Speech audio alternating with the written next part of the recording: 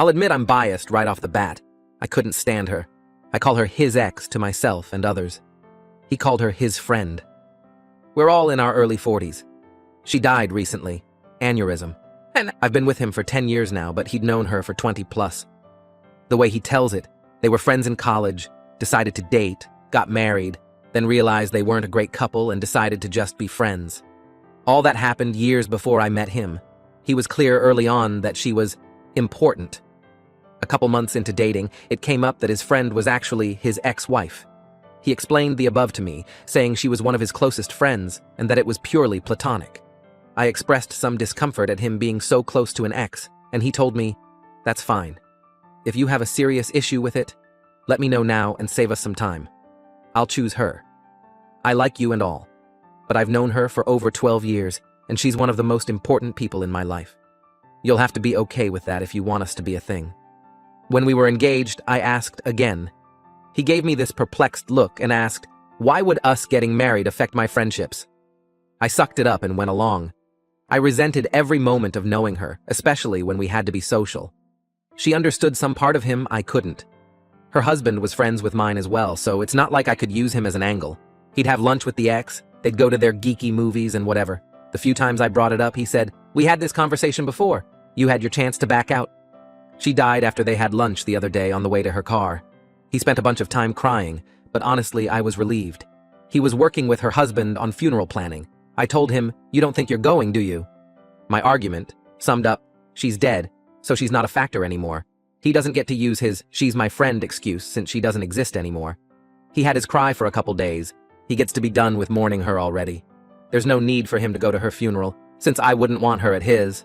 He was the angriest I've ever seen him when I told him that, replying that he'll be going no matter how I feel, and that he's willing to burn this to the fucking ground while holding up his wedding band. Besides you, she was the closest friend in my life. Him, her husband, and my sisters are calling me an insensitive asshole over this, all saying that there was no romantic aspect to their relationship and that I'm heartless. Her husband went so far as calling me a ghoul for how I've reacted.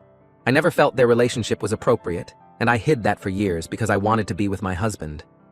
Now that she's gone, I don't feel I should have to hide it anymore and can speak freely. Aite, for just wanting him to be done with her and for him to not attend the funeral. Update, we've been together for 10 years, but he's choosing to end all of that because of how I reacted to his ex-wife's death. They were friends when we met, and his claim was that they dated and gotten married while they were young and dumb before realizing they worked better as friends than as a couple. He told me that if I wanted a relationship with him, I needed to accept she'd always be part of his life. He'd do things like go to geek movies with her and sometimes her husband. They'd do their tabletop gaming, all of which I found boring. He and I had a mostly happy marriage, I thought. But I had to deal with her presence and pretending she and her husband were friends. I hated her, and when she died, I was relieved. I didn't want him going to his funeral, saying now that she was out of his life, he was done with her. I was called cold and callous for wanting to put my foot down. Yes, he went to the funeral, which I was very uncomfortable with. I asked him not to go again, and he just gave me this cold, expressionless stare.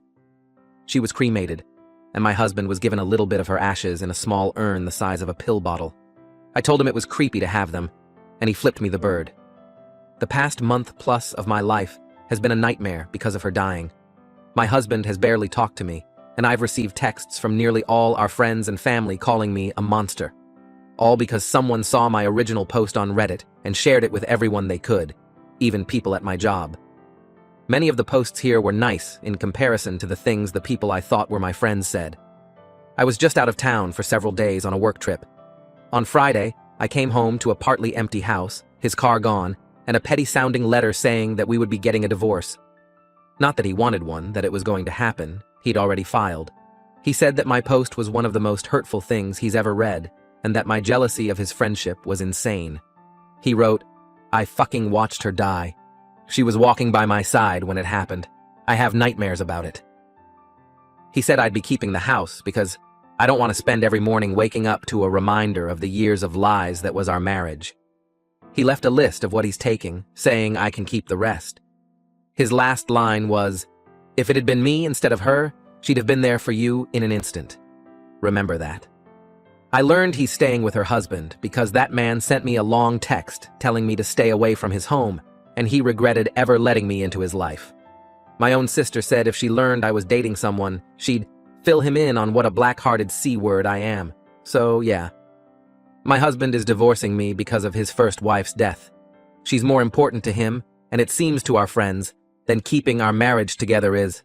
She's screwing up my life, even from the grave. Story 2. I accidentally created an army of crow bodyguards. Am I liable if my murder attempts murder?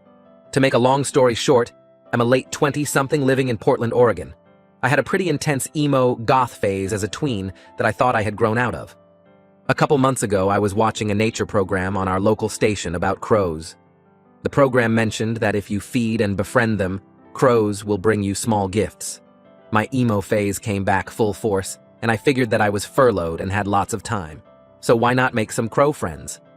My plan worked a little too well, and the resident 5 crows in my neighborhood have turned into an army 15 strong. At first, my neighbors didn't mind and enjoyed it. They're mostly elderly, and most were in a bird-watching club anyway. They thought the fact that I had crows following me around whenever I go outside was funny. Lately, the crows have started defending me. My neighbor came over for a socially distanced chat, me on my porch, her in my yard, and the crows started dive-bombing her. They would not stop until she left my yard. They didn't make physical contact with her, but they got very close. Am I liable if these crows injure someone since I fed them?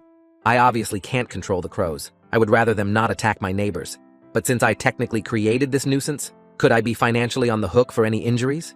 To be clear, they're not aggressive 100% of the time. If just the neighbors are out, they are friendly, normal crows.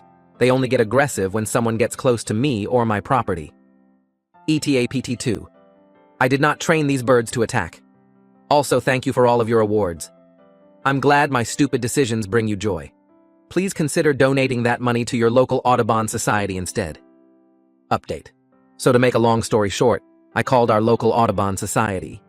They didn't think feeding the crows was bad and suggested that the neighbors also start feeding them, so they essentially became better socialized. The plan worked, and the crows are now a beloved part of the community. There have been no recent dive bombings. Most amazingly, the crows may have legitimately saved my neighbor. Our city had a pretty big ice and snow event recently. Like I said in my last post, most of my neighbors are older.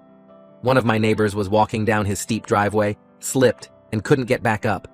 The crows started going ballistic and were making more noise than we have ever heard. A different neighbor went outside to see what was up and found the gentleman in his driveway. Neighbor is mostly okay, just some serious bruises.